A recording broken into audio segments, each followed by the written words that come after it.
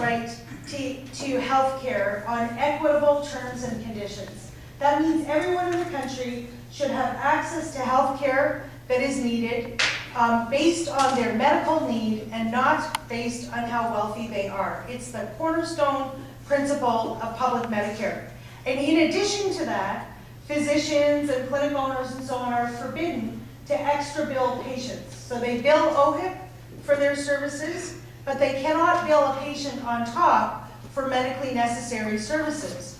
Of course, private clinics, when they come in, and they've opened up in several provinces across the country, they want to maximize their revenue and maximize their profits. That's their business model.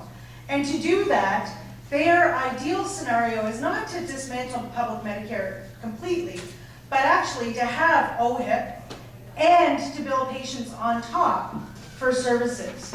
So their idea is, bill OHIP for services and then bill wealthier patients extra money and so on for those services, or even not so wealthy patients. But patients bill what the market can bear on top of OHIP. That has been what private clinics and frankly private sector healthcare companies in all sectors, not just the hospital sector, have been lobbying for in Canada since I started 16 years ago, and certainly for a long time before that. That is their business model. So they bill WCB or WSIB, they bill third-party insurance like auto insurance, that kind of thing for accidents. They bill the public health care system, and they want to be able to bill patients too. They want to be able to bill all available sources, take all revenue streams, because their job is to maximize their profits.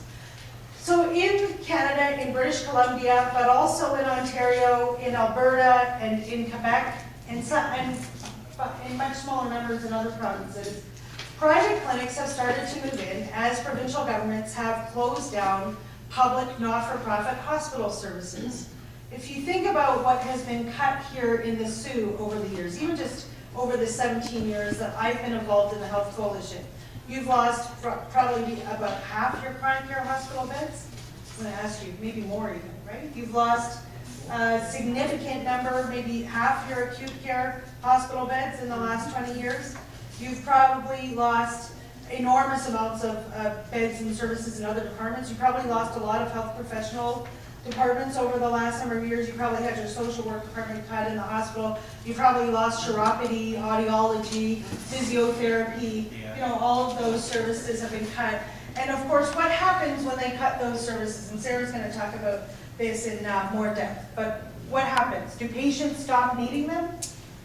When they cut it from your local public hospital, is there suddenly no demand for those services? Not at all. The demand still exists. People have to get it somewhere. And so they have to go to private clinics or private services, and they generally have to pay for them out of pocket. Right? That's what happens.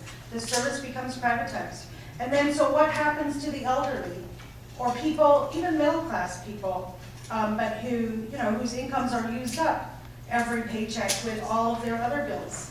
They sometimes have to choose, right, between what they're going to pay for that month. And it creates enormous hardship. The truth is that no one, even the very wealthy in Canada, could afford to get very seriously ill without public Medicare. My great friend, who's much older than me, Marilyn, got leukemia. And I remember her telling me, she said, I had a team of 50 people. She had been a nurse. She was born in the United States and practiced as a nurse there. And she said, if we didn't have public Medicare, I'd be dead. There's no question that I would be dead. I owe my life, and so many people do in this country, to our public health care system.